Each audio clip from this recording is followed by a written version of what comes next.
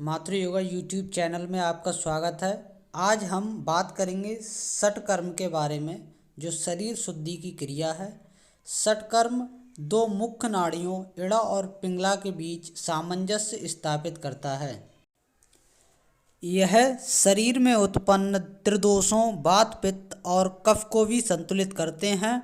आयुर्वेद एवं हठयोग दोनों के अनुसार इन त्रिदोषों में असंतुलन व्याधि को जन्म देता है।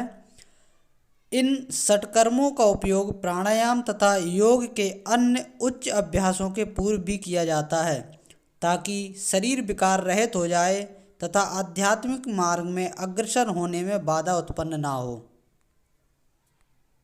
षटकर्म मुख्यतः 6 प्रकार के होते हैं।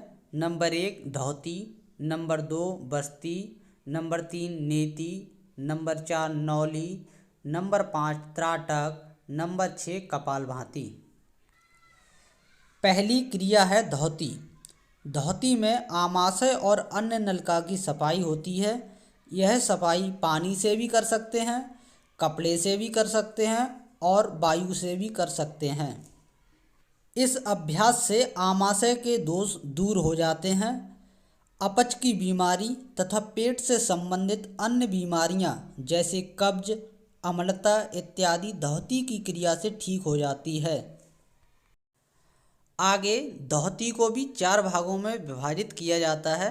नंबर 1 अंतर्धौती, नंबर 2 दंत धौती, नंबर 3 हृदय धौती, नंबर 4 मूल शोधन। अंतर्धौती का अर्थ है आंतरिक सफाई। आगे अंतर्धौती को 4 भागों में विभाजित किया जाता है। नंबर 1 वातसार, नंबर 2 बारिसार, नंबर 3 अग्निसार, नंबर 4 बहिष्कृत। नंबर 1 वातसार अंतर्धौती। वातसार अंतर्धौती करने की विधि: कौवे के चोंच के समान दोनों ओंठों को करके सनय सनय वायु को पिएं। पूर्ण रूप से पान कर लेने पर पेट में उसका परिचालन करें और फिर उस वायु को निकाल दें। वातसार अंतर्धौती के लाभ: नंबर 1 देह निर्मल कारकम, अर्थात वातसार अंतर्धौती करने से देह निर्मल व शुद्ध होती है, जिससे मन व शरीर में पवित्रता आती है। अंतर्धौती का द्वितीय प्रकार बारिसार धौती। बारी का अर्थ होता है जल, सार का अर्थ होता है तत्व, धौती का अर्थ होता है धोना, अर्थात जल से तत्व को धोना। इस क्रिया को कायाकल्प के नाम से भी जाना जाता है, क्योंकि इस क्रिया के द्वारा पूरे शरीर का नवनिर्माण होता है, अर्थात शरीर के अंदर के विषाक्त तत्व निकाल दिए जाते हैं, जिससे नवीन शुद्ध तत्व निर्मित होता है। इसे शंख प्रक्षालन भी कहते हैं। बारिसार धौती के लाभ: इससे पेट से उन विषाक्त तत्वों का निष्कासन होता है जो हमारे शरीर में मल के रूप में परिणित होते हैं। यह अन्न नली के मुख से लेकर गुदा मार्ग तक की सफाई की क्रिया है। अंतर्धौती का तीसरा प्रकार है अग्निसार क्रिया। अग्निसार क्रिया करने की विधि: प्राणवायु को रोककर नाभि को मेरु पृष्ठ में लगाएं। इससे अग्निसार संगक धौती कर्म संपन्न होता है। इससे सभी उदर रोग नष्ट होते हैं। जठराग्नि तीव्र होती है। यह धौती कर्म अत्यंत गोपनीय और देवताओं के लिए भी दुर्लभ है। केवल इस कर्म के करने मात्र से देवताओं जैसा शरीर हो जाता है, इसमें संदेह नहीं है। अंतर्धौती का चौथा प्रकार है बहिष्कृत अंतर्धौती।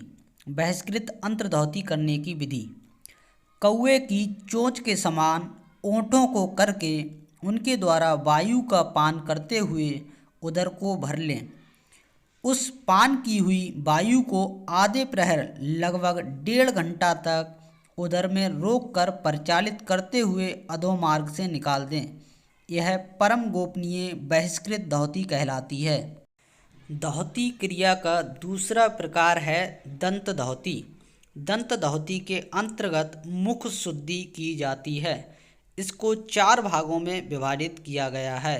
नंबर 1 दंतमूल, नंबर 2 जीवामूल, नंबर 3 कर्णरंध्र, नंबर 4 कपालरंध्र। दंतमूल धौती के अंतर्गत दांतों की जड़ों की सफाई की जाती है तथा जीवामूल धौती के अंतर्गत जीभ की आंतरिक सफाई की जाती है। कर्णरंध्र धौती के अंतर्गत दोनों कर्णरंध्रों अर्थात दोनों कानों के छेदों की सफाई की जाती है तथा कपालरंध्र धौती के अंतर्गत तालु प्रदेश की सफाई की जाती है। धौती क्रिया का तृतीय प्रकार है हृदय धौती। हृदय का अर्थ है हृदय तथा धौती का अर्थ है स्वच्छता। इस क्रिया के अंतर्गत हृदय प्रदेश को स्वच्छ किया जाता है। हृदय धौती को 3 भागों में विभाजित किया गया है। नंबर 1 दंड धौती। दंड धौती करने की विधि। केले के मृद भाग के डंडे अथवा हल्दी के डंडे या बेंत को हृदय के मध्य बार बार घुसाकर धीरे धीरे निकालना चाहिए। फिर कफ पित्त क्लेद का मुख द्वार से रेचन करना चाहिए। आधुनिक समय में दंड धौती के अंतर्गत रबर की दंड का उपयोग किया जाता है। हृदय धौती का द्वितीय प्रकार है वमन धौती। वमन धौती के अंतर्गत जल तत्व द्वारा आमाशय की सफाई की जाती है तथा हृदय धौती का तृतीय प्रकार है वस्त्र धौती। वस्त्र धौती के अंतर्गत आमाशय की सफाई के लिए 22 मीटर लंबे वस्त्र का उपयोग किया जाता है जो लगभग 4 अंगुल चौड़ा होता है। धौती क्रिया का चतुर्थ प्रकार है मूल शोधन। इसका अर्थ है शरीर के मूल भाग की सफाई। हमारे शरीर का मूल भाग है गुदा, अतः मूल शोधन का अर्थ है गुदा क्षेत्र की सफाई। मूल शोधन के लाभ। यह क्रिया जितनी सरल है उतनी ही लाभकारी भी। इस क्रिया से नाड़ी और कोशिकाओं की ओर रक्त संचार में तीव्रता आती है जिससे उत्सर्जक प्रणाली का कार्य ठीक ढंग से होता है। उत्सर्जक प्रणाली के दोष दूर होते हैं। अंदर में जमे कठोर मल का निष्कासन होता है। मल द्वार के या मलाशय संबंधी रोगों को दूर करता है जैसे कब्ज व बवासीर। षटकर्म की दूसरी क्रिया का नाम है बस्ती। यह 2 प्रकार की होती है, जलवस्ती तथा शुष्क वस्ती। इस क्रिया में गुदा द्वार से वायु या जल भीतर की ओर खींचकर बड़ी आंत की सफाई की जाती है। जल वस्ती के अंतर्गत जल तथा शुष्क वस्ती के अंतर्गत वायु का उपयोग किया जाता है। षटकर्म की तृतीय क्रिया का नाम है नेति। इस प्रक्रिया का मुख्य उद्देश्य है शीर्ष प्रदेश अर्थात खोपड़ी के क्षेत्र की सफाई। नेति क्रिया आंतरिक नाड़ियों को संवेदनशील बनाने में सहायक है।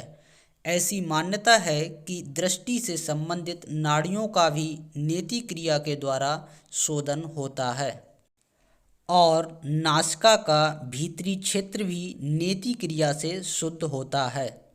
नेति क्रिया के 2 प्रकार हैं। नंबर 1 जल नेति। जल नेति के अंतर्गत मस्तिष्क प्रदेश की सफाई जल के द्वारा की जाती है तथा नंबर 2 सूत्र नेति।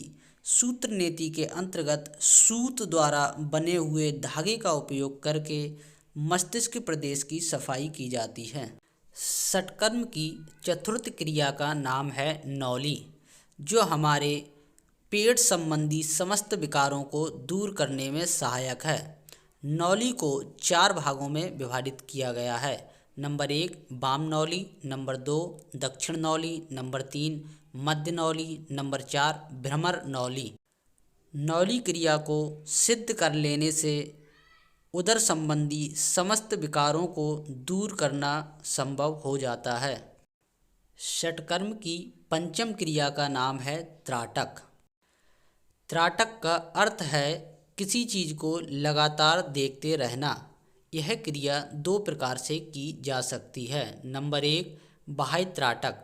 बाह्य त्राटक के अंतर्गत बाह्य जगत में किसी एक बिंदु को फिक्स करके लगातार उस पर ध्यान केंद्रित किया जाता है।